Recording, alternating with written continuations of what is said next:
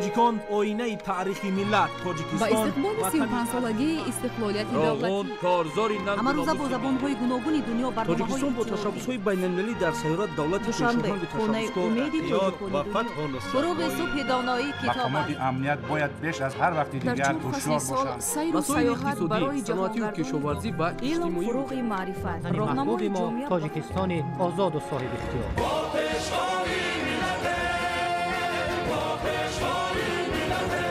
دوست باشید، اتفاق باشید، شکرانه همین دولت کنید، شکرانه همین سرزمین کنید، شکرانه کنید که چنین وطن عزیز و محبوب دارید.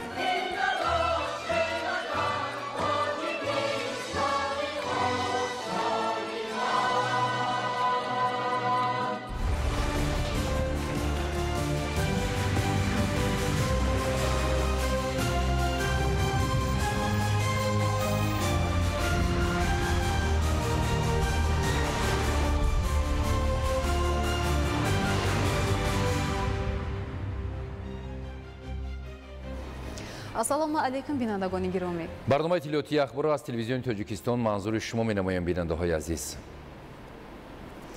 4 июн президенти ҷумҳурии тоҷикистон пешвои миллат муҳтарам Эмомалӣ Раҳмон раиси ҳукумати Федератсияи Русия Михаил Мишустинро ки барои иштирок дар ҷаласаи шӯрои сарони ҳукуматҳои кишварҳои иштирокдори иттиҳоди давлатҳои мустақил ба душанбе ташриф оварданд ба ҳузур пазируфтанд.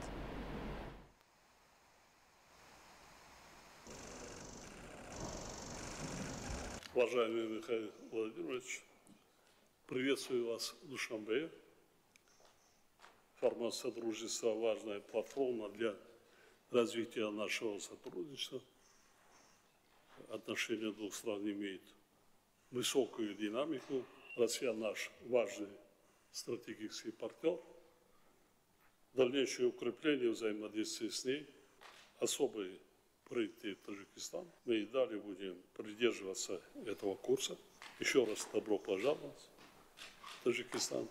Спасибо, уважаемый Эмомаль Шарипович. Я хочу, пользуясь случаем, передать вам самые добрые пожелания и слова приветствия от президента России Владимира Владимировича Путина. Вы с ним недавно виделись на праздновании нашей общей победы в Великой Отечественной войне, когда посещали Москву, а также в ходе вашего в марте официального визита в Российскую Федерацию. И мы с руководителем правительства Кахиром Расулзада будем, соответственно, выполнять все решения, которые приняли наши руководители. Товарооборот, торгово-экономические отношения наших стран на сегодняшний день развиваются достаточно успешно. За 4 месяца 2025 года товарооборот увеличился на 7%, составил 44 миллиарда. Но, конечно, есть возможности нарастить наши взаимные и поставки, и проекты, как в сфере машиностроения, сельского хозяйства, добычи полезных ископаемых, энергетики и многих других направлений. Также сейчас проходят дни культуры Таджикистана в Москве и в Казани. Очень большой интерес, приезд как деятелей культуры, так и артистов таджикских вызвал в России. Спасибо вам большое. имрӯз сарвазири ҷумҳурии тоҷикистон Қоҳир Расулзода дар ҳошияи ҷаласаи 11-уми шӯрои сиёсати саноатии кишварҳои узви иттиҳоди давлатҳои мустақил бо иштирокчиён бо сарони ҳайатҳои расмӣ ва кумитаи иҷроияи иттиҳоди давлатҳои мустақил мулоқот намуд. дар ҷараёни вохӯрӣ муҳимтарин масоили равнақи ҳамкориҳо ва тақвияти иқтидорҳои истеҳсолӣ баррасӣ гардид. сарвазири ҷумҳурии тоҷикистон Қоҳир Расулзода қайд кард, ки чорабинӣ ба иштирокчиён имкон медиҳад, ки масъалаҳои мубрами ҳамкориҳои марбут ба афзоиши ҳаҷми истеҳсол ва содироти маҳсулоти рақобатпазирро ҳаллу фасл намоянд. дар ин замина зикр гардид, ки яке аз самтҳои муҳими раёсати тоҷикистон дар иттиҳоди давлатҳои мустақил тасвиб ва амалан татбиқ намудани муҳимтарин санадҳо ва маҷмӯи тадбирҳои стратегӣ оид ба рушди ҳамкориҳои саноатӣ мебошад. امروز سروازیر جمهوری تاجیکستان قاهر رسولزاده با سروازیر جمهوری بلاروس الکساندر تورچین ملاقات انجام داد. ضمن ملاقات جانب‌ها وضع کنونی و دورنمای همکاری‌های تاجیکستان و بلاروس را مورد بررسی قرار داده با توسعه همکاری‌های دوجانبه تجارتی و اقتصادی، تطبیق لایحه‌های مشترک در ساحه‌های صنعت، کشاورزی و لوجستیکی، اینچنین فعالسازی همکاری‌های صنعتی توجه خاصه ظاهر نمودند. جانب‌ها اهمیت تأسیس و رشد کارخانه‌های مشترک را در دو کشور سودآور معنی داد کردند. در این رابطه سهم کارخانه‌های مشترک در تحکیم اقتدار صنعتی، تبادل فناوری و دیگر مسائل مهم رشد بین تاجیکستان و بلاروس قید کرده شد. جانب‌ها آمادگی خود را برای تحکیم منبع‌دهی همکاری‌های دوجانبه در روحیه شریکی استراتژی و دستگیری متقابله ابراز داشتند. سروازیر جمهوری تاجیکستان قاهر رسولزاده با رئیس دیوان وزیران، راهبر دستگاه پرزیدنت جمهوری قرقیزستان عادیلبек کاسیمالیف که برای اشتراک در جلسه شورای سران حکومت‌های کشورهای اعضای اتحاد دولت‌های مستقل به تاجیکستان تشریف آورده است ملاقات نمود. ضمن ملاقات جانب‌ها دایره وسیع مسئله‌های همکاری دوجانبه از جمله رشد رابطه‌های تجارتی و اقتصادی، نقلیاتی و لوجستیکی، شریکی در بخش آب و انرژتیک و حفظ محیط زیست را مورد بررسی قرار دادند. با تحکیم مناسبت‌های نیک همسایگی، تطبیق لایحه‌های متقابلا سودمند و مساعدت به مکالمات در همه سطح‌ها توجه مخصوص ظاهر کرده شد. مهمیت هماهنگسازی تلاش‌ها برای تأمین رشد استوار و ثبات در منطقه تاکید گردید. در انجام ملاقات جانب‌ها آمادگی خود را برای توسعه منبع‌دهی همکاری سازنده بر پایه احترام متقابل و شریکی استراتژی اظهار داشتند. یادآور می‌شویم که جلسه شورای سران حکومت‌های کشورهای اعضای اتحاد دولت‌های مستقل 5 ایون در شهر دوشنبه برگزار می‌شود. امروز در شهر دوشنبه جلسه 11 شورا اوید به سیاست صنعتی کشورهای اعضای اتحاد دولت‌های مستقل به کار خود شروع نمود. این همایش در دایره نقشه چاره‌بینی‌های دوره ریاست جمهوری تاجیکستان در اتحاد دولت‌های مستقل در سال 2025 راه‌اندازی شده. مهمترین موضوع همکاری در ساحه صنعت را به میان گذاشت. گزارش فخردینی محمد یوسف. سال 2025 ریاست در اتحاد دولت‌های مستقل به جمهوری تاجیکستان واگذار است. در این زمینه در تاجیکستان برای در سطح بلند تشکیل و گذراندن دوره ریاست نقشه چاره‌بینی‌های هدفناک طرح‌ریزی گردیده. تمام تدبیرها با پیشاهنگی‌ها در بررسی این یا آن مسائل برگزار می‌گردند. فضای حسن تفاهم، همراهی و موقع‌گیری سازنده با در نظر داشت پیشاهنگی‌ها و موقع استوار و نقش فعال در زمینه عضویت در اتحاد دولت‌های مستقل در اساس پیشنهاد پرزیدنت جمهوری تاجیکستان محترم امامعلی رحمان اوید به مکانیزم نوی همکاری در ساحه صنعت در دوره اتحاد تدبیرهای مهم اندیشیده شده. نتیجه ها ثمراناک خواهد بود. اینک همایش 11 شورا اوید به سیاست صنعتی دولت‌های اشتراکدار اتحاد دولت‌های مستقل در دایره ریاست جمهوری تاجیکستان در اتحاد دولت‌های مستقل در حوزه جلسه شورای سران حکومت‌ها برگزار شده. در آن وزیران صاحبی جمهوری‌های ارمنستان، بلاروس، قزاقستان، قرقیزستان، مولداوا، فدراسیای روسیه، ترکمنستان، جمهوری ازبکستان و چون مهمان جمهوری آذربایجان دعوت شدند. جلسه‌ها تحت ریاست جانبی تاجیکستان دایر گردید. باید گفت که در دوره ریاست تاجیکستان در اتحاد دولت‌های مستقل در ساحه مربوط از جانب وزارت صنعت و تکنولوژی‌های نوی جمهوری تاجیکستان لایحه سازشنامه درباره همکاری دولت‌های اشتراکدار اتحاد دولت‌های مستقل در رشد ساحه‌های صنعت ماشینسازی وزنین تهیه گردیده. پس از موافقه‌ها با روزنامه جلسه شورای سران حکومت‌های اتحاد دولت‌های مستقل وارد کرده شده است. روزنامه جلسه شورا اوید به سیاست صنعتی اتحاد دولت‌های مستقل مسائل مهم همکاری‌های دولت‌های اعضا را در ساحه صنعت، رشد شریکی صنعتی و کوآپراسیون از جمله در ساحه استحصال مواد آینده‌دار برای ساحه‌های بلند تکنولوژی صنعتی، تبادل رقمی مجموعه کوهی متالورژی و کیمیاوی کشورهای اتحاد دولت‌های مستقل، تطبیق موافقه‌های به دست آمده اوید به رشد کشتی‌سازی و صنعت ماشینسازی نفت و گاز و کیمیا به میان گذاشت. در این زمینه همزمان گزارش درباره فعالیت تشکیلات‌های زمینوی دولت‌های اعضای اتحاد دولت‌های مستقل در ساحه تیار کردن، بازآموزی کسبی و تکمیل اختصاص کادرها در ساحه نفت و گاز، کیمیا، معدن و متالورژی، صنعت نساجی و سبک، مسائل معاصر و کارکرد تکراری صنعت، اینچنین در ساحه تهیه، تدقیقات و تطبیق مواد ساختاری، مهندسی و استفاده شونده معرفی شد. در جریان جلسه 11 شورا اوید به سیاست صنعتی کشورهای اعضای اتحاد دولت‌های مستقل وزیران صنعت دولت‌های عضو اتحاد مهمترین مسائل رشد را بررسی نموده به توافقات نو رسیدند. дар ҳошияи ҷаласаи шӯрои сарони ҳукуматҳои иттиҳоди давлатҳои мустақил иштирокчиёни ҷаласаи 11-уми шӯро оид ба сиёсати саноатии кишварҳои аъзои иттиҳод дар маркази байналмилалии экспо душанбе бо маҳсулоти корхонаҳои саноатӣ низ шинос шуданд. дар заминаи намоишгоҳи маҳсулоти саноатӣ ширкатҳои истеҳсолию тиҷоратӣ намунаҳои маҳсулоти мошинсозӣ, заргарӣ, саноати кимиё, саноати сабук ва насоҷӣ, дорусозӣ, маҳсулоти санитарӣ, инчунин масъулаи сохтмонӣ, атриёд, мебел, асбобҳои рӯзгор, чинӣ ва зарфҳои хӯрокворӣ, нӯшокиву нушобаҳо, саноати хӯрокворӣ, чарм, маҳсулоти полиграфӣ, намудҳои техника ва молҳои соҳаи электротехникаро ба марраз гузоштанд.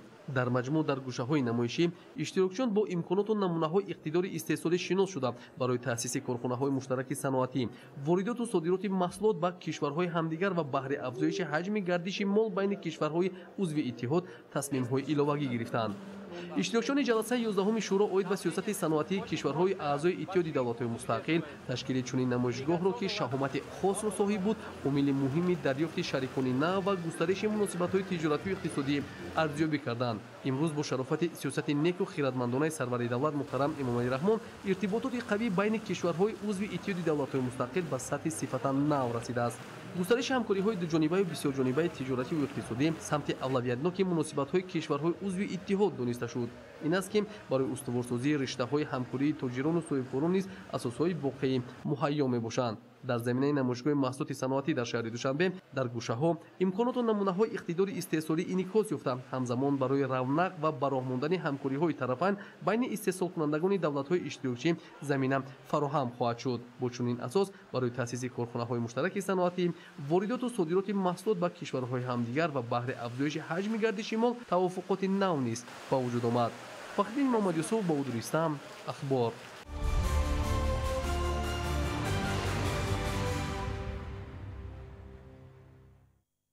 имрӯз дар шаҳри душанбе нахустин мулоқоти машваратии вазирони саноати кишварҳои осиёи марказӣ доир гардид. ҷаҳонгир сафарализода ҳамкори мо гузориш медиҳад дар ин мавзӯъ.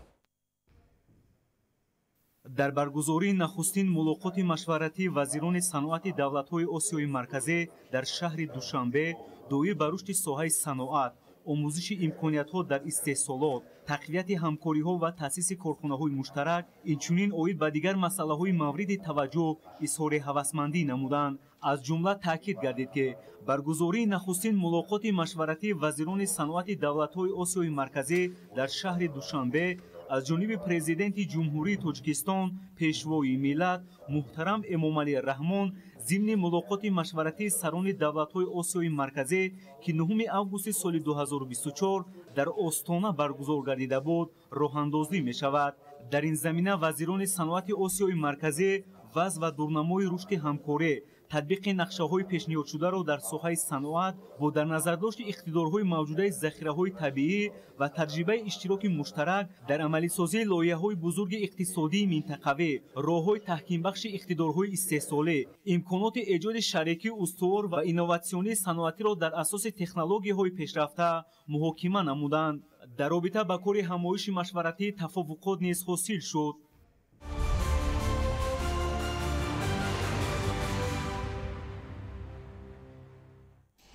имрӯз дар шаҳри душанбе таҳти роҳбарии раиси кумитаи давлатии сармоягузорӣ ва идораи амволи давлатии ҷумҳурии Тоҷикистон Султон Раҳимзода ва губернатори ҳукумати вилояти Шенсии ҷумҳурии мардуми Чин форуми табодули ҳамкориҳои иқтисодӣ ва тиҷоратии Тоҷикистону Чин баргузор гардид. гузориши ҳамкорони мо. бизнес форуми имрӯзаи соҳибкорони Тоҷикистону вилояти Шенсии ҷумҳурии мардумии Чин идомаи мантиқии рушд додани ҳамкориҳо миёни ҳамсоякишварҳо буда умедвориҳо ҳам аз натиҷаи он хеле зиёданд. зеро то ин дам таъбирҳои андешидашуда тавонистанд барои густариш, додугирифт ва дарёфти шарикони нав дар бахшҳои гуногун такони ҷиддӣ бахшанд. имрӯз низ бо ҳамон завқмандӣ аз ҳарду ҷониб Тоҷикистону Чин шумораи зиёди намояндагони бахши хусусӣ бизнес идеяҳои муштараки худро муаррифӣ карданд.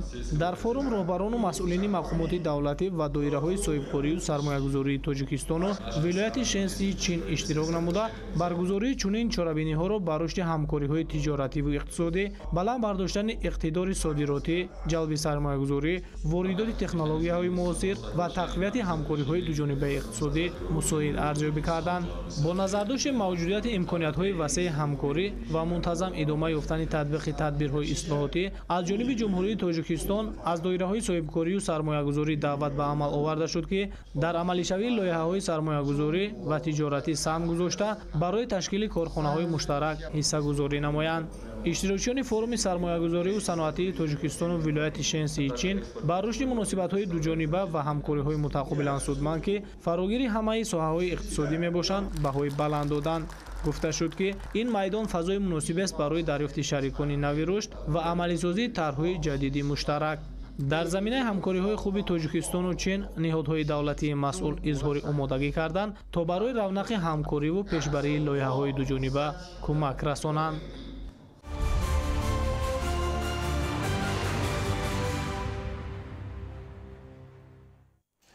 дар шаҳри Бохтар баробари дигар самтҳо ба бунёду аз навсозии боғҳои фарҳанги фароғатӣ ва гулгаштҳои зебову маконҳои истироҳатӣ диққати махсус зоҳир карда шуда, баҳри сокинону меҳмонон шароити хуби сайру гашт ва истироҳат муҳайё гардидааст. аз навсозӣ шудани гулгашти ба номи Ҷалолиддини Балхӣ дар шаҳр аз иқдомҳои навбатии мақомоти иҷроияи ҳокимияти давлатии вилояти Хатнон ба ҳисоб меравад, ки ҳоло корҳои сохтмонӣ дар он идома дорад. гузориши Самандар Шоев ва Искандари Саид. дар шаҳри Бохтар лоиҳаи аз навсозии гулгашти Ҷалолиддини Балхӣ бо намои зебову муосир таҳррезӣ гардида истодааст.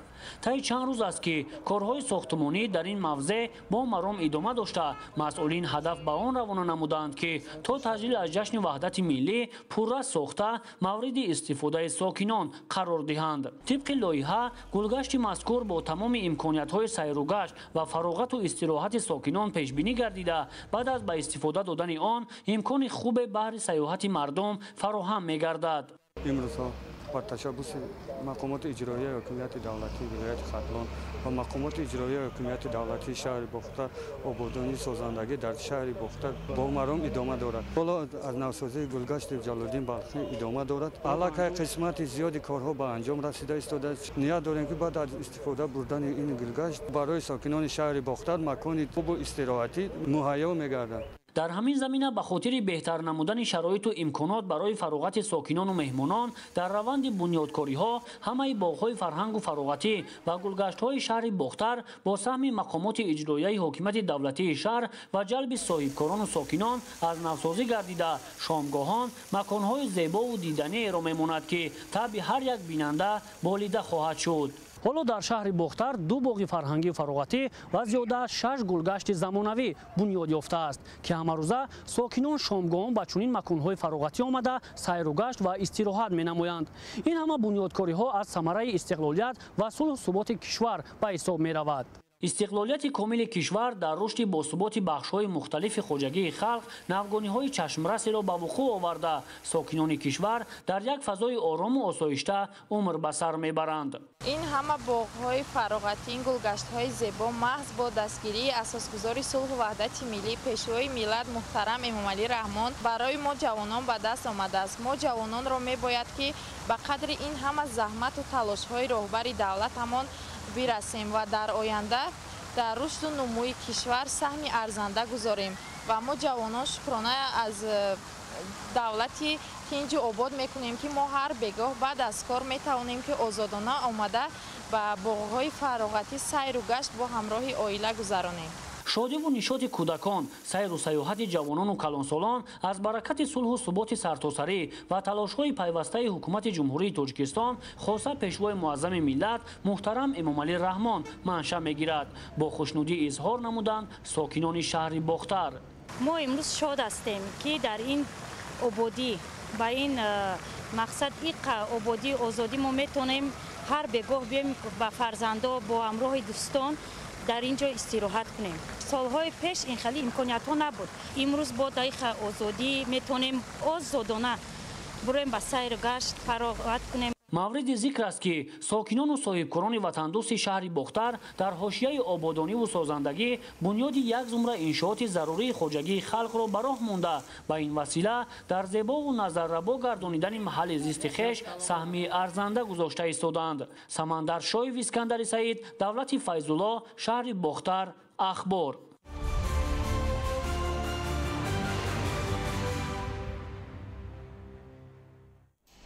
дар идомаи корҳои ободониву созандагӣ ба истиқболи ҷашни 35-солагии истиқлоли давлатӣ бошандагони деҳоти тахти сангини ноҳияи Қубодиён тасмим гирифтанд ки дар назди муассисаи таълимии рақами 27 бо арзиши лоиҳавӣ зиёда аз 2 миллион сомонӣ 10 синфхонаи иловагӣ бунёд намоянд. гузориш дар ин хусус.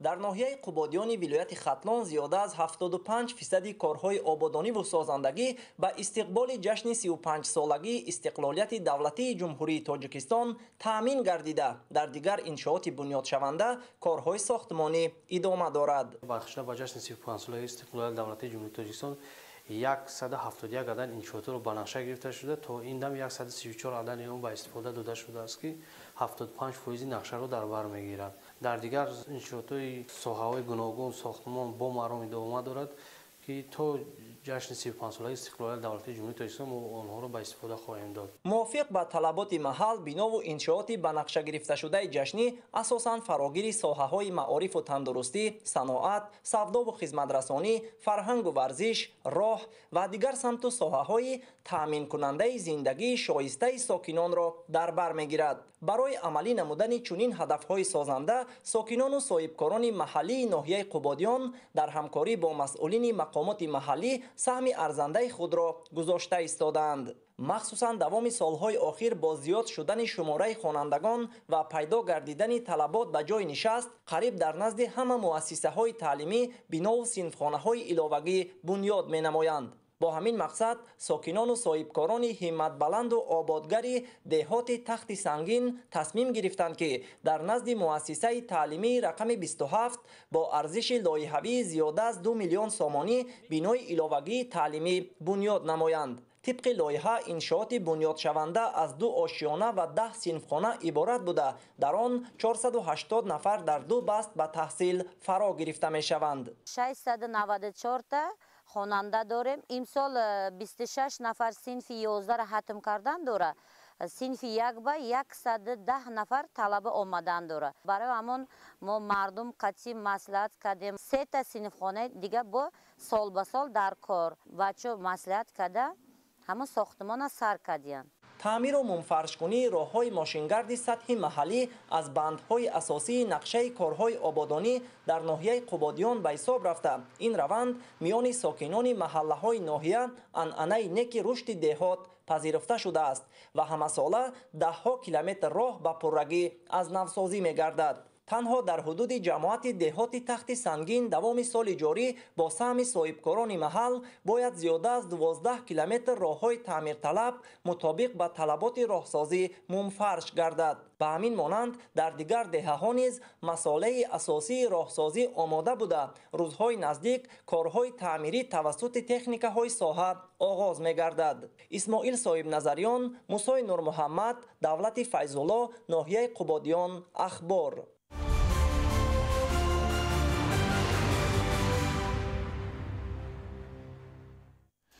дар шаҳри Конибодон корҳои ободонӣ бахшида ба ҷашни бузурги миллӣ, ҷашни 35-солагии истиқлоли давлатии ҷумҳурии Тоҷикистон бо маром идома дорад. аз ҷараёни корҳои созандагӣ дар ин минтақа ҳамкоронамон Собир Аюбӣ ва Саҳбони Қурбон гузориш медиҳанд. дар шаҳри Конибодон ба ифтихори ҷашни 35-солагии истиқлоли давлатии ҷумҳурии Тоҷикистон корҳои ободониву созандагӣ вусъат ёфта силсилаи иншооти муҳими хоҷагии халқ бунёд карда мешавад. бо мақсади бо дастовардҳои арзанда истиқбол намудани ин санаи муҳими таърихӣ нақшаи чорабиниҳо таҳия гардида, тибқи он дар қаламрави шаҳру диҳот сохтмон аз навсозӣ ва таъмиру тармими зиёда аз 700 иншооти истеҳсоливу иҷтимоӣ пешбинӣ шудааст. то ин давра беш аз 535 65 иншоот мавриди баҳрабардорӣ қарор дода шуда дар иншооти боқимонда аз ҷумла биноҳои истиқоматии бисёр ошёна ва дигар иншооти таъиноти истеҳсолию иҷтимоӣ корҳои сохтмонӣ идома доранд. боиси қаноатмандист ки густариши бунёдкориҳо бо иштироки васеъи соҳибкорон сокинон саховатмандон ба кори хайрхоҳонаю дастҷамъона табдил ёфтааст. бо ибтикори соҳибкори маҳаллӣ қаворов ҳусейнҷон ҳамин сохтмони биное сар кардем моҳи феврал хонаи 10 ошёна таххонааш истгоҳи зеризаминӣ барои мошинҳо якум этажба чойхонаи миллӣ нуқтаҳои савдо боқӣ монда аз дуюм этаж боло дуюм ошона боло хонаи истиқоматӣ аксаран бачаҳои худамо бо кор таъмин шуданд музди меҳнати нағз мегиранд меҳнатошон ба мувофиқ хонаҳои барҳаво хонаҳои барҳаво як хонаи бинои зебо мешавад мана ин биноям сохта будем соли гузашта истифода додем инаш ҳаракат мекунем худо хоҳад аз вайам бо зеботару хуштартар шуда шаҳрамова конибодон бо ҳусни нав бахшад зеботар гардад ҳаракат карда истодем ки ба ифтихори ҷашни соҳибистиқлолии ҷумҳурии азизамон ҳамина ба итмом расода супорем. ҳамзамон бо мақсади иҷрои дастуру ҳидоятҳои пешвои миллат президенти ҷумҳурии тоҷикистон муҳтарам эмомалӣ раҳмон ки дар паём ба маҷлиси олии мамлакат баён доштанд дар шаҳри конибодон барои бунёди кӯдакистонҳо низ тадбирҳои зарурӣ амалӣ карда мешавад. бо ташаббуси мақомоти иҷроияи ҳокимияти давлатии шаҳр саҳми соҳибкорон ва сокинон дар деҳаи сомониёни ҷамоати деҳотӣ ба номи раҷаб ҳамробоев деҳаҳои равод ва ғалчамуллои ҷамоати деҳоти пулодон бунёди 3 кӯдакистон бо маром ҷараён дорад. дар кӯдакистонҳои бунёдшаванда наздик 600 нафар хурдсолон ба таълиму тарбия фаро гирифта мешаванд. дар назар аст ки соли равон дар шаҳр 5 кӯдакистони нав бунёд гардида фарогирии кӯдакон ба муассисаҳои томактабӣ беҳтар карда мешавад. масъулин иброз доштанд ки тибқи дастуру ҳидоятҳои пешвои миллат барои дар ҳар як маҳалли аҳолинишин бунёд кардани як муассисаи томактабӣ аз тамоми имкониятҳо истифода бурда хоҳад шуд. маврид ба зикр аст ки алҳол дар шаҳр 22 кӯдакистон фаъолият дошта 4400 нафар ба муассисаҳои томактабӣ фаро гирифта шуданд. собир аюбӣ, саҳбони қурбон, шаҳри конибодон, ахбор.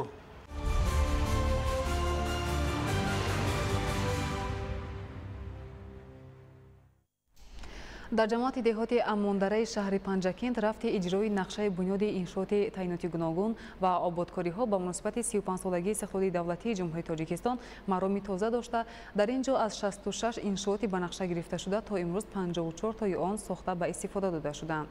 далери бозор гузориш медиҳад.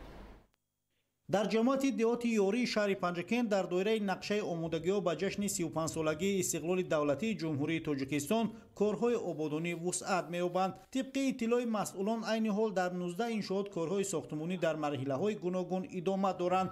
хусусан аз ҷониби сокини деҳаи ёрӣ кароматуллои файзулло сохтмони як ҳавзи шиноварии болокушода дар ҳоли анҷомёбист. ҳавзи мазкур тибқи талаботҳои зарурӣ сохта шуда дар он системаи безараргардонии об амал мекунад ки ин барои саломатии сокинон зарур мебошад. бо наздик шудани мавсими обозӣ сохтмончиён корро тезонида ният доранд то ин ҳавзро ҳар чӣ зудтар ба истифода диҳанд.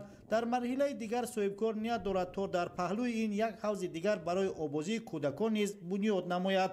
аз ҷониби сокини дигари деҳаи ёрӣ ғайрат саидҷалолов як пули мошингузар бо дарозии 10 метр ва паҳнои 6 метр бунёд гардидааст. ҳамчунин ду канори пул соҳилбандӣ гардидааст то аз ҳодисаҳои эҳтимолии фавқулода пешгирӣ карда шавад. тибқи иттилоъ пули пешина бар асари омадани сел пурра хароб гардида буд ва дар баъзе ҳолат рафтуомади сокинон ба мушкилӣ сурат мегирифт. акнун мушкилот бартараф ва рафтуомади сокинон осон гардонида шуд.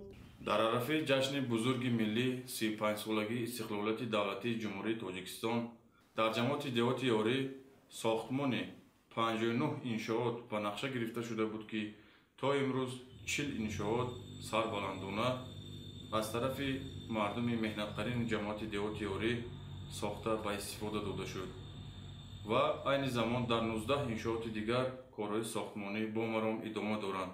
дар ин иншоотҳо ворид мешаванд пулҳо, мунфашкунии роҳҳо, марказҳои маишӣ хизматрасонӣ, ҳавзи шиноварӣ, марказҳои дилхушии кӯдакон, синфхонаҳои иловагӣ ва дигар иншоотҳо. ҳамчунин дар гӯшаи дигари деҳаи ёрии ҷамъияти деҳоти ёрии шаҳри Панҷакент сохтмони як сартарошхона дар ҳоли анҷомёбист.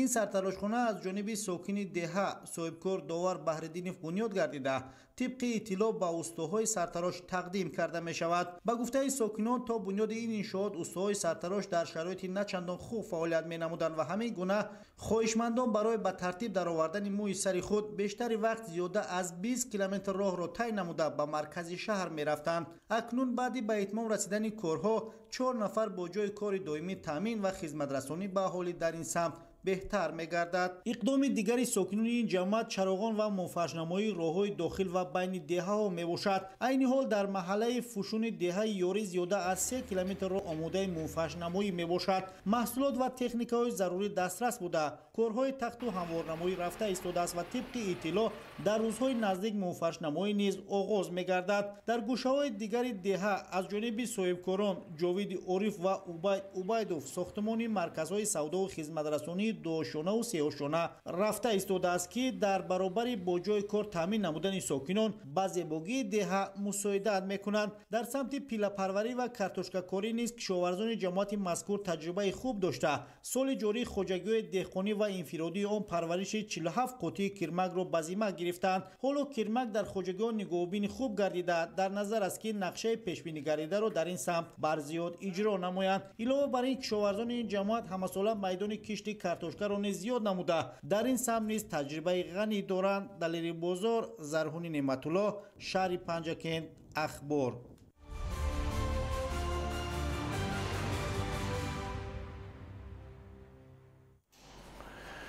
дар ноҳияи кӯҳистони Масҷо корҳои ободонӣ ва созандагӣ мароми тоза дорад. аз 115 нақшаи таъризишуда ба истиқболи ҷашни 35-солагии истиқлоли давлатии ҷумҳурии Тоҷикистон феълан 59 иншоот ба истифода дода шудааст. гузориши ҳамкорони мо.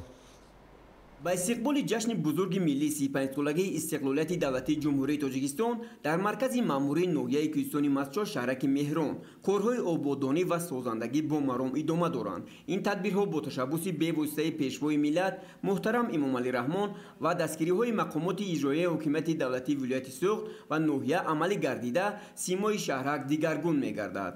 феълан дар шаҳраки Меҳрон бунёди як қатор иншооти муҳими маъмурӣ ба роҳ монда шуда аз ҷумла сохтмони биноҳои нави нозироти молия, бахши меҳнат ва шуғли аҳолӣ ва прокуратураи ноҳия хобгоҳ барои хизматчиёни давлатӣ, маркази саломатии ноҳия бо маром ҷараён доранд.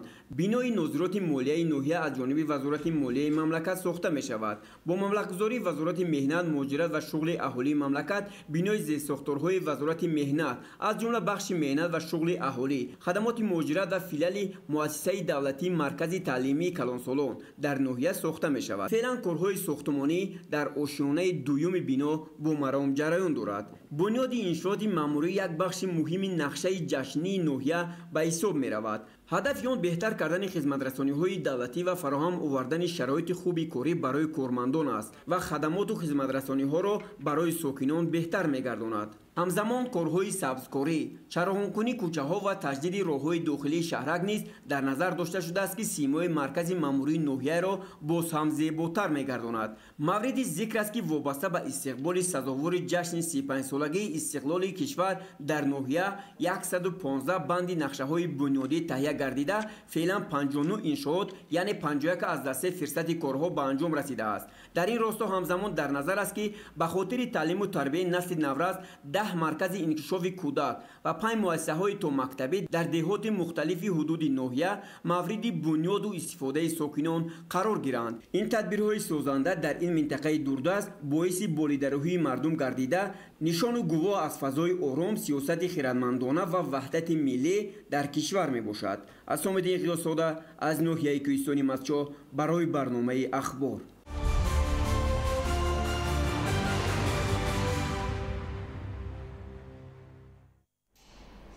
дар шаҳри ваҳдат дар баробари таъмиру навсозӣ гардидани муассисаҳои томактабӣ ҳамчунин тибқи нақшаи таҳризӣ гардида дар маҳаллаҳои аҳолинишини шаҳр 2 муассисаи томактабӣ сохта хоҳад шуд. ҳоло дар ин раванд корҳои ибтидоӣ оғоз гардидааст. гузориши ҳамкорамон маҳмадалӣ абдукарим. муассисаи томактабӣ рақами 4 ки бо ибтикори мақомоти иҷроияи ҳокимияти давлатии шаҳри ваҳдат дар аввали соли хониши 2024-2025 таҷдиду навсозӣ карда шуд, имконият фароҳам овард то шумораи тарбиятгирандагон дар Ширхора кӯдакистони Нилуфар соли равон зиёд гардад. айни замон дар муассисаи томактабӣ рақами 4 раёсати маорифи шаҳри ваҳдат 375 нафар тарбиятгиранда дар 10 гурӯҳ ба таълиму тарбия фаро гирифта шуданд. тарбиятгирандагонро дар ин муассисаи томактабӣ мураббиёни тахассусманд бо машғулиятҳои ҷолибу рангин фаро гирифта, хурдсолонро дар рӯҳияи ифтихори миллӣ ва меҳанпарварӣ тарбия менамоянд. дар баробари доир намудани машғулиятҳои шавқовар, ҳамчунин аз рӯи нақша аз ҷониби роҳбарият ва мураббиёни муассисаи томактабии рақами 4 шаҳри ваҳдат ба кӯдакон ҳар гуна чорабиниҳои тарбиявӣ гузаронида мешавад. роҳбарияти Ширхора кӯдакистони Нилуфар роҳандозии чунин тадбирҳоро судманд арзёбӣ намуда иброз медоранд, ки бояд хурдсолон меҳри ватану ватандӯстиро дар зинаи аввали таҳсилот муассисаи томактабӣ аз бар намуда, дар ин баробар ҳамчун ватандӯсту меҳанпарвар ба камол расанд. забонҳои хориҷӣ аз ҷумла забони русию англисӣ дар баробари забони давлатӣ ба тарбиятгирандагон, ки дар ин муассисаи томактабӣ омӯзонида мешавад, имконият фароҳам меорад, ки кӯдакон дар оянда ҳамчун донандагони забонҳои гуногун ба воя расанд. ҳадафи роҳбарият ва мураббиёни муассисаи томактабии рақами 4 шаҳри ваҳдат фароҳам овардани шароити аз ин ҳам бештар барои таълиму тарбияи хурдсолон ва зиёд намудани шумораи тарбиятгирандагон ба зинаи аввали таҳсилот мебошад. маҳмадалӣ абдукарим, исматулло абдуллозода, хайрулло холмуминзода, ваҳдат ахбор.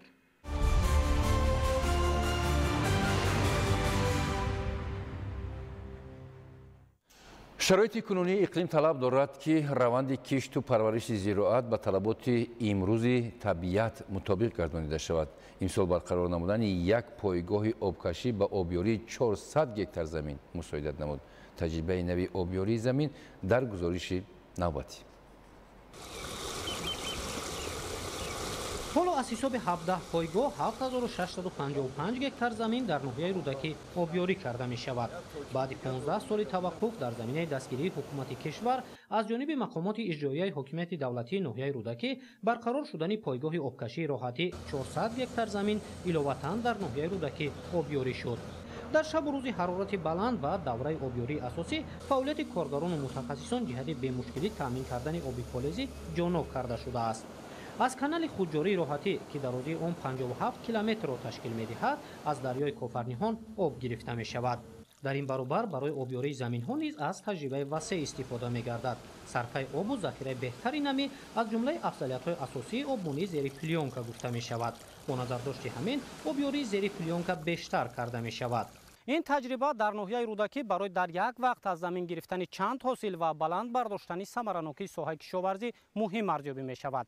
гузарондани кишти зери плёнка агар аз якҷониб ба таъмини хуби намнокӣ мусоидат намояд, аз ҷониби дигар муҳимтарин усул барои мубориза бар зидди алафҳои бегона арзёбӣ мешавад.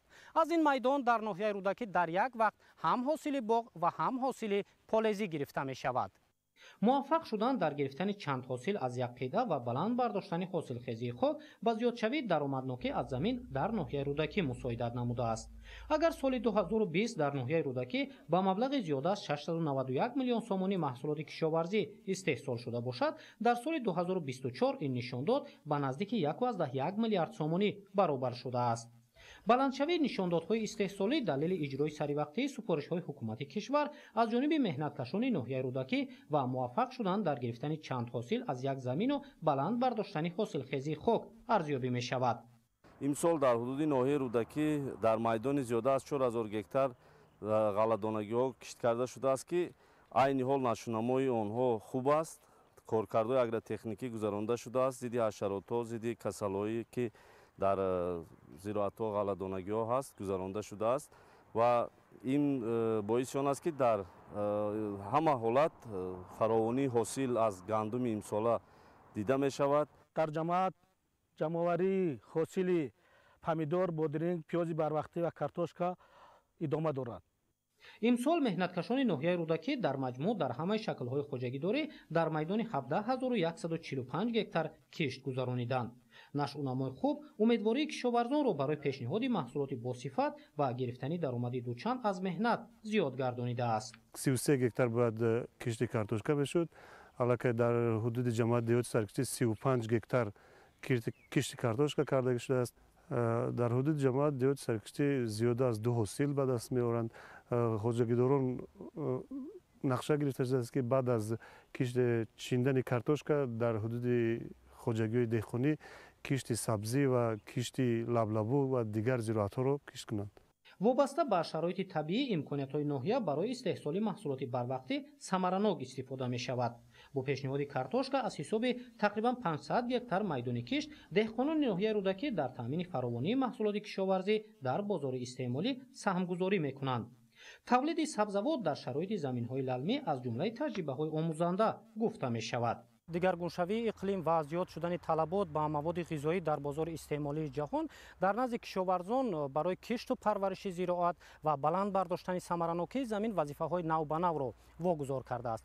имрӯз шумо аз як қида чанд ҳосил мегиред ва таҷрибаи кишту парвариши зироатро чӣ гуна ба роҳ мондагӣ ҳастед дар хоҷагӣ? хоҷагӣ ба парвариши сабзавот сам гирифт ки ҳамин сол картошкаи лалмиро ба 1 гектар расонем. дар 1 гектар замин 40 тонна мо порувои чорвора пошидем. баъд аз ин тухмиро интихоб кардем, тухми беҳтарина ва ирӯз кишт кардем. аз кишти мо хеле ки дида шуда ҳосили хубам ба даст интизорӣ ҳастем.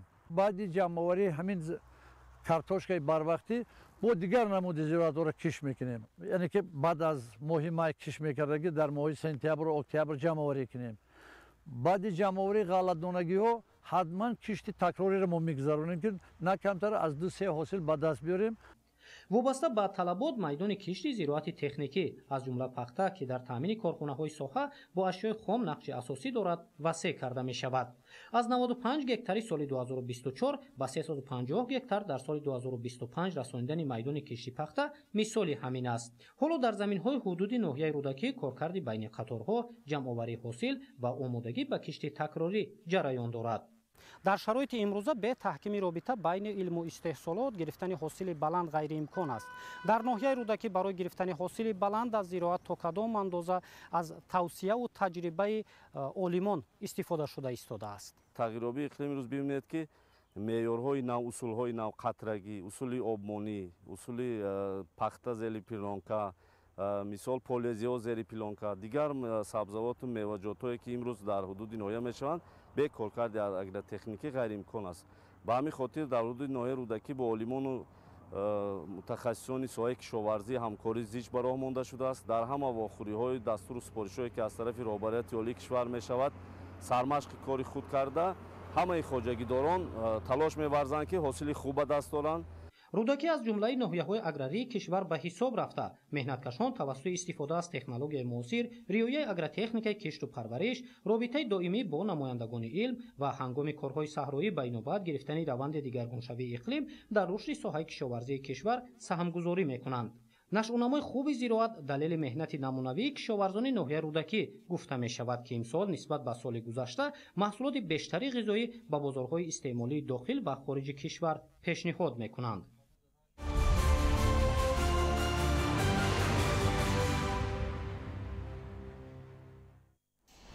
хоҷагидорони ноҳияи восеъ ба ҷамъоварии ғалладонагиҳо оғоз намуданд. ҳамарӯза тавассути техникаҳо майдони зиёди ғалазор дарав карда шуда омодагӣ ба кишти дигар зироати ба ин мавсим мутобиқ дар сатҳи хуб қарор дорад. гузориш дар ин хусус.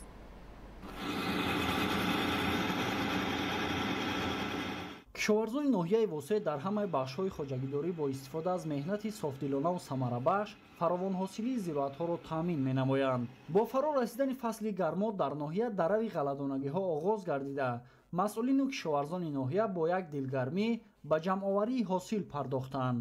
این تدبیر چند است که در خواجگی‌های حدود ناحیه ادامه داشته. طبق اطلاع نشونمای خوبی غله‌دانگی‌ها امروز در ناحیه خوب احساس گردیده از زحمت و دلگرمی دهقانان به کشت و پرورش این نمود محصولات بشارت می‌دهد. باید یادآور گردید که ناحیه واسه دارای 22000 گکتار زمین کوران بوده که از این 14141 گکتار زمین‌های آبی کشاونده میباشد. امسال نیز خواجگیداران ناحیه در مساحت 11567 گکتار کشت غله‌دانگی‌ها را به راه ماندند که این زمان جمع‌آوری حاصل با مرام خاص ادامه دارد. امروزها خواجگیداران به جمع‌آوری حاصل شروع نموده از حاصل به دست آورده خود قناعتمند میباشند، زیرا میدان غله‌زار در این ناحیه نمای خوب گرفته از هر یک گکتار نه کم از 40 سنتنری حاصل میبردارند. سال از سال تغییریابی اقلیم و دگرگونشوی طبیعت دهقانان را وادار می‌سازد تجربه و اصولهای منفعت بخش کار خواجگیداری را از خود کرده با تلفیابی حاصل دلخواه محصولات راه ندهند. گفتم به مورد است که در پیام نوبتی خود به مجلس عالی جمهوری تاجیکستان پرزیدنت مملکت محترم امامعلی رحمان در برابر دیگر ساحه‌ها نسبت به ساحه کشاورزی توجه مخصوص ظاهر کرده دستگیری‌های پیوسته دولتی، تطبیق برنامه‌های گوناگون و اصلاحات ساحه را بهر رشد باثبات ساحه کشاورزی و در این زمینه افزون گرداندن حجم استحصال محصولات را مهم ارزیابی نمودند. این نقطه از زیر توجه همیشگی کشاورزان ناحیه قرار گرفته از تخمی‌های سرحاصل و با منطقه مطابق استفاده کرده کارهای اگرتکنیکی پرورش را سریع انجام می‌دهند. همین است که همساله دهقانان با رویانیدن حاصل فراوان در تامین روزگار خویش و بازارهای استعمالی سهم نظررس می‌گذارند. این شب روز دهقانان عزم دارند هرچی زودتر میدان‌های غله‌زار را از حاصل و کاه آن خالی کرده در آن کشت تکراری محصولات‌های دیگر را به راه مانند.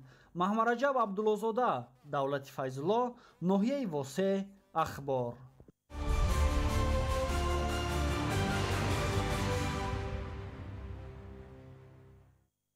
حساب برابرکنی غیر نقدی در اقتصادیات جریان‌های مالیوی را شفاف گردانیده حجم اقتصادیاتی غیر رسمی را کاهش می‌دهد. همچنین عامل‌های کرپسیونی را کم نموده به افزایش درآمدهای بودجت دولتی مساعدت می‌نماید. یعنی اگر هر قدر پرداخت‌ها طریق غیر نقدی صورت گیرد همان اندازه به سرعت یافتن افزایش بودجت دولتی تأثیر مثبت می‌رساند. همکار ما دلشاد حکیمزاده در این موضوع گزارش می‌دهد.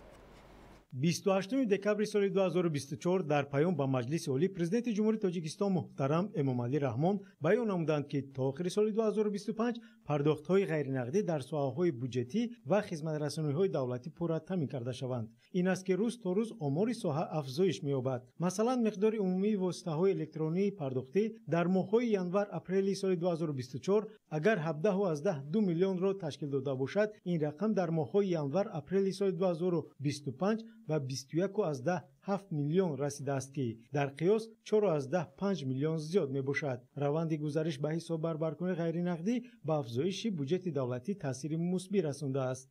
با مقصد وسیع نمودن منبع‌های ایلوگی درآمد بودجت دولتی، رقمی‌کنونی نظام درآمدها، баланд бардоштани маъмуликунонии андозу гумрӯҳ, васеъ намудани манбаъҳои даромад ва мукаммал намудани дурнамои нишондиҳандаҳои асосии макроиқтисодӣ ва даромади бюҷет дар асоси моделҳои эконометрикӣ, барномаи миёнамуддати даромадҳои давлатӣ барои солҳои 2024-2029 ба тавсиб расид.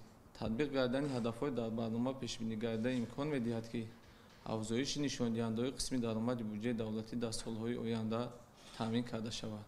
бо мақсади иҷрои фармони президенти ҷумҳурии тоҷикистон дар бораи тадбирҳои вусъат додани ҳисоббаркунии ғайринақдӣ, пардохти ҳама гуна хизматрасониҳои муздоки вазорати молияи ҷумҳурии тоҷикистон дар вазорати молия ва сохторҳои он тариқи ғайринақдӣ ба роҳ монда шудааст. миқдори умумии ҳамёнҳои электронӣ агар дар моҳҳои январ апрели соли 2024 9.9 миллионро фаро гирифта бошад, ин шумора дар моҳҳои январ апрели соли 2025 ба 12.9 миллион расидааст ки дар қиёс 3 миллион зиёд мебошад. бо зиёд гардидани корбарони электронии муносибатҳои молиявӣ кӯшиш карда мешавад ки инфраструктураи соҳа дар деҳот низ такмил дода шавад. айни замон тибқи таҳлилҳо бештари инфраструктураи пардохтӣ албатта дар шаҳри душанбе ва дигар шаҳрҳои калон یعنی که بسیارتر به نظر میرسند و در منطقه‌های دوردست باشند شماره آنها نسبتاً کمترند. ولی در دایره اجرای استراتژی فراگیری مالیوی و اینچنین در دایره اجرای نقشه کاری ستاد جمهوری اوید به رقم کنونی خدمت رسانی دولتی و وسعت دادن حساب برابرکنی غیر نقدی تشکیلات قرضه در این سمت کاربری نموده ایستادند و گویم که وضع تامیناتی انفراستراکتور در منطقه‌های دوردست نیز خوبتر شده ایستاده است.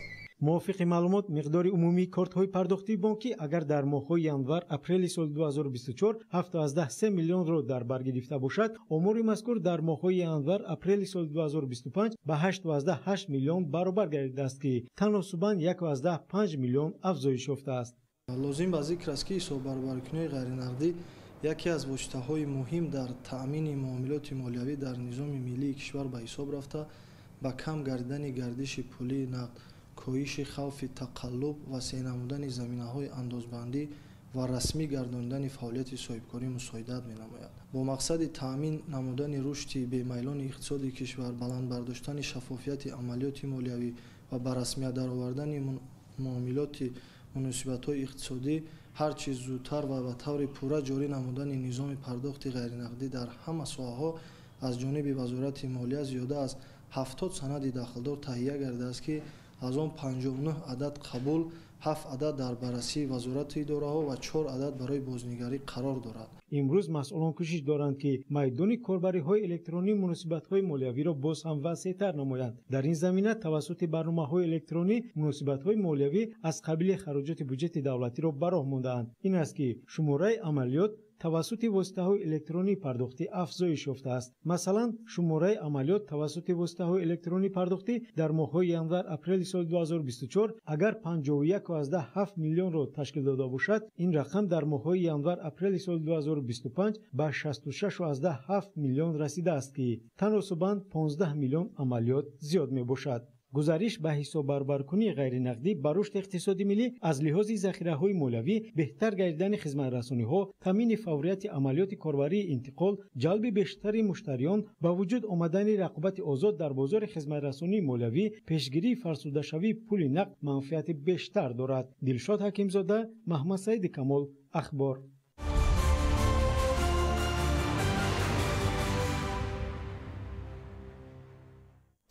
در عرفه عید سعیدی قربان این نوبت خدمات ضد انحصاری نزد حکومت جمهوری تاجیکستان در بازارهای استعمالی پایتخت مملکت بابت پیشگیری به اساس بالوروی ارزش محصولات گوناگون گشت‌های سنجشی دایر نمودند. گزارش در این خصوص.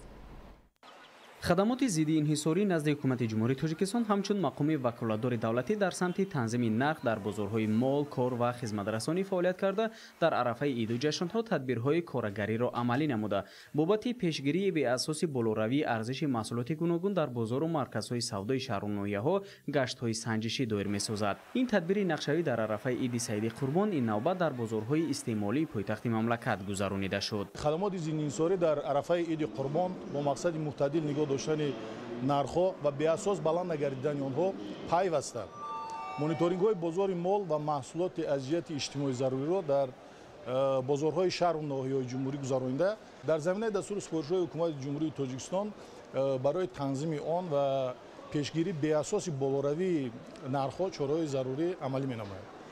در این زمینه عین زمان کارمندان خدمات ضد انحصاری نزد حکومت جمهوری تاجیکستان در هماهنگی با دیگر مقامات‌های داخلدار با بازارهای شهر و ناحیه‌های جمهوری از جمله در شهر دوشنبه سفربر کرده شده کارهای نظارتی و فرماندهی گذرانده ایستادند. اسنای گشت سنجشی گفته شد که حکومت جمهوری تاجیکستان جهت جلوگیری از پیشگیری به اساس بالوروی نرخ‌ها که مخصوصا در عرفه عیدها صورت می‌گیرد تمام تدبیرها را اندیشیده برای معتدل نگاه داشتن وضع بازار مقامات داخلدار را موظف ساخته است. در اساس قرار حکومت جمهوری تاجیکستان درباره نامگوی مال و محصولات از جهت اجتماعی ضروری که نرخ‌هایشان تحت تنظیم دولتی قرار داده می‌شوند خدمات ضد انحصاری پیوسته در بازارهای جمهوری مانیتورینگ گذرانیده برای راه ندادن به بالوروی به اساس نرخ‌های مال و محصولات تدبیرهای ضروری می‌اندیشد. امروز در یک جایگی با نمایندگان مقامات اجرایی حاکمیت دولتی شهر دوشنبه، نمایندگان مقامات کارهای داخلی و دیگر ساختارهای داخلدار که وابسته به تنظیم بازار موظف گردند البته مانیتورینگ و назорат фароҳ монда шуда истодааст. ҷиҳати муайян намудани сабабҳои болоравии нархи маҳсулот дар бозорҳои истеъмолӣ ва пешгирии баландшавии беасоси он, кормандони масъули ин ниҳод дар доираи талаботи қонунгузорӣ ва ваколатҳои худ дар субъектҳои хоҷагидор пайваста санҷишҳои нақшавӣ ва ғайри нақшавӣ мегузаронанд. меҳвари ин тадбирҳоро танзими арзиши аслии маҳсулот ва назорати вазъи бозори истеъмолӣ ташкил дода, муроҷиати субъектҳову истеъмолгарон аз ҷониби нозирони ин сохтори давлатӣ ба таври ҳамешагӣ санҷида мешавад.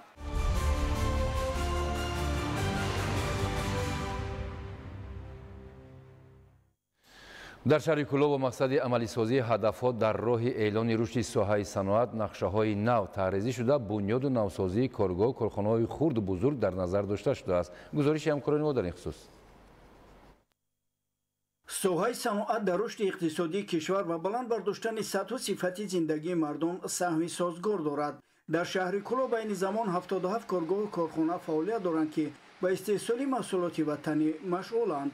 аз ҷумла корхонаи сангу шағали ҷамъияти дорои масъулияташ маҳдуди рақиб-эр воқеъ дар деҳаи обшоронии ҷамъияти деҳоти Кӯлоб ки иқтидори истеҳсолии якшабонарӯзаи он 200 метри куби сангу шағал мебошад, 4 намуди маҳсулот истеҳсол менамояд. инчунин дар дигар сехи ин корхона истеҳсоли бетон ба роҳ монда шудааст ки дар якшабонарӯз 500 метри куби буда аз он дар сохтмонҳои баландошёнаи шаҳр истифода мебаранд. сифати маҳсулот ҳам ба стандартҳои сохтмонӣ ҷавобгӯ мебошад. корхона 9 нақлиёти бетонкашонӣ дошта маҳсулоти дархостшударо ба назди сохтмончиён бурда мерасонанд ва 10 нафар коргарон бо маоши баланд ва ҷойи кори доимӣ таъминанд. дар ҳудуди шаҳр 5 корхонаҳои хишт фаъолият доранд ки яке аз онҳо корхонаи хишти ҷамъияти дорои масъулияташ маҳдуди ҳамадонӣ мебошад ки иқтидори истеҳсолиаш дар як шабонарӯз 10 000 хишти пухтаро ташкил дода дар сохтмонҳои мухталифи шаҳр ва хонаҳои истиқоматӣ истифода бурда мешаванд. айни ҳол талабот ба ин навъи маҳсулот хеле зиёд аст ва ҳамаи корхонаҳои хиштбарорӣ пурра фаъолият доранд. дар шаҳр соихаҳои коркарду истеҳсоли дару тирезаҳо ва панҷараҳои оҳанин ва пластикӣ ба роҳ монда шудааст ки мувофиқи талаботи мизоҷон фаъолият доранд ва ин сех ба корхонаи ҷамъияти дорои масъулияташ маҳдуди мадазим муосиртарин таҷҳизоти лазерии тунукабурӣ ва гулпартҳои ворид карда шудааст ки мувофиқи дархости мизоҷон ҳама намуди дару тиреза ва панҷараҳоро истеҳсол менамоянд ва бурда дар хонаи ҳавлиҳои сокинон васл менамоянд ки 15 нафар коргарон дар ин ҷо ба кори доимӣ сафарбар гардиданд. дар цехи дигар низ бо таҷҳизотҳои ҳозиразамон дару тирезаҳои пластикӣ омода месозанд ва дар назди корхона ҳамчунин мағозаи фурӯши маҳсулоти тайёр фаъолият дорад ки хоҳишмандон аз он мувофиқи завқашон харидорӣ менамоянд ва 30 нафар коргарон ба ҷои кори доимӣ таъминанд. мақомоти иҷроии ҳукумати давлатии шаҳри Кӯлоб якҷоя бо соҳаначони шаҳри Кӯлоб кӯшиш ба харҷ дода истоданд ки баҳри ғанӣ гардондани буҷети маҳаллӣ истеҳсоли маҳсулотҳои хушсифати ватанӣ саҳми арзандаи худро гузоранд. коргоҳу корхонаҳои истеҳсоли маҳсулоти хӯрока низ фаъолияти пурсамар доранд. аз ҷумла корхонаи истеҳсоли маҳсулоти нону қаннодии ҷамъияти дорои масъулияташ маҳдуди К Даврон ки дар ин корхона 10 намуди маҳсулоти нонӣ истеҳсол карда мешавад. дар як моҳ бо иқтидори 5 тонна орд маҳсулот истифода бурда мешавад. дар сехи дигари ин корхона дар як шабонарӯз аз 300 то 400 килограмм маҳсулот торту дигар маҳсулоти қаннодӣ истеҳсол карда мешавад ки 22 нафар коргарон ба кори доимӣ машғуланд. дар ҷамъияти саҳомии пӯшидаи комбинати шири Кӯлоб ҳам айни ҳол 3 сехи он фаъолият дошта 8 намуди маҳсулот истеҳсол менамояд. айни ҳол ки бамсими гармо аст яхмосҳои гуногунро истеҳсол менамоянд ва барои як шабонарӯз 300 литр ширро истифода мебаранд. истеҳсоли сехи обҳои кӯдакона низ дар як шабонарӯз 300 литр буда 6 намуди обҳо бо лаззати гуногуни меваҷот истеҳсол карда мешаванд ки харидорони худро доранд. корхонаи ҳасиббарории ҷамъияти дорои масъулияташ маҳдуди Наби Ҳайдар воқеъ дар деҳаи сангпари ҷамъияти деҳоти Зираке навбунёд буда бо муосиртарин таҷҳизот муҷаҳҳаз гардонида шудааст ва иқтидори истеҳсолии ин корхона дар як шабонарӯз 500 килограмм ки аз ин 9 намуди ҳасибҳо истеҳсол карда мешаванд. ҷамъияти дорои масъулияташ маҳдуди оби شهر کلوب هم با استحصال نوشاکی‌های چشمه‌های طبیعی و تنی مشغول است. این ظرف‌ها از آب لذیذ و شفایی چشمه امام تعریفی بعد کارکرد پر کرده می‌شوند و موافق درخواست میزوجان به مغازه و دکان‌ها به فروش برآورده می‌شوند. عموما صنعتچیان شهر کلوب مقصد دارند که استحصال محصولات به بازار رقابت‌پذیر وطنی را افزایش دهند و شماره جای‌های نوی کاری را نیز زیاد نمایند و به این وسیله سهم خود را در پیشرفت و شکوفایی کشوری عزیزمان گذارند. رحمت علی نظری، ایرج قربانعلی، شهر کلوب، اخبار.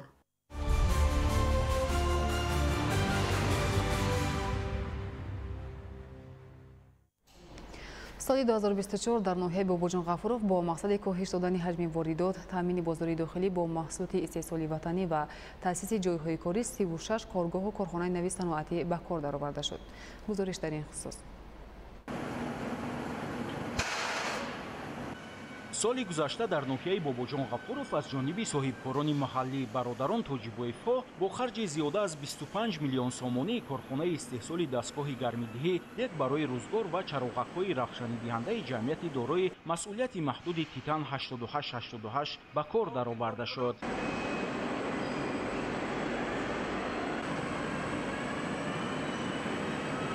در کارخانه با استفاده از خطهای معاصر تکنولوژی که از شرکت‌های با نفوذ چین، ترکیه و روسیه خریداری شده است، در یک سال کارکرد 6000 تن پرتاب آلومینی امکان دارد.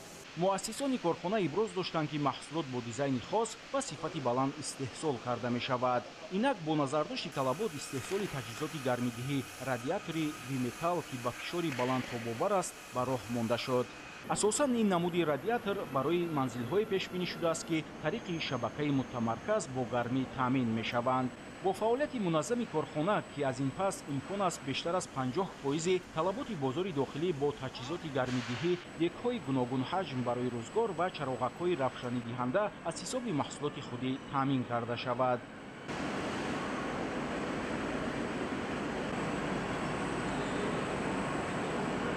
اشیای خام آلومینی دویم درجه از حدود جمهوری دسترس گردیده در پیچ‌های مخصوص گداخته می شود و روند اجرای کارهای مربوط به قالب‌بندی، سوخته‌سازی، رنگ و بار، نصب قسم‌های الهیده، اینچنین بند و بست محصولات تیار در کارگاه‌های الهیده مطابق به معیار و طلبات زمانی امروز صورت می‌گیرد. عین زمان در کارخانه استحصال 6 نمونه رادیاتور گرمیدهی، نزدیک 40 نمونه دک‌ها برای روزگار و 4 نمونه چراغک‌های روشنیدهی به راه مانده شده است. در بازار به این محصولات طلبات زیاد است. عین زمان در جمعیت 100 نفر با جای کاری دائمی تامین بوده، با آنها شرایط مساعد فراهم آورده شده است.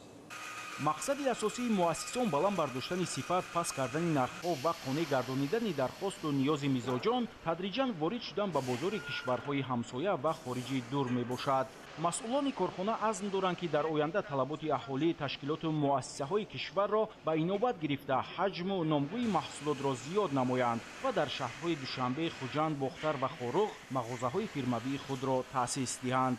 محصولات تیار به خارج کشور هم صادرات کرده می‌شود.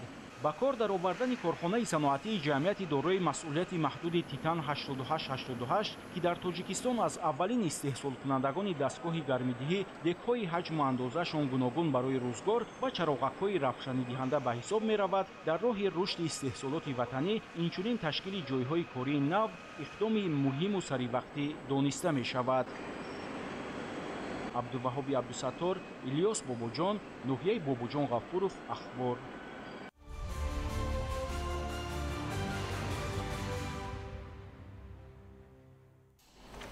بینندگان گرامی، نشر مفصلی برنامه اطلاعاتی اخبار خاتمه می‌یابد. خیر، سلامت باشید. تو بازدید.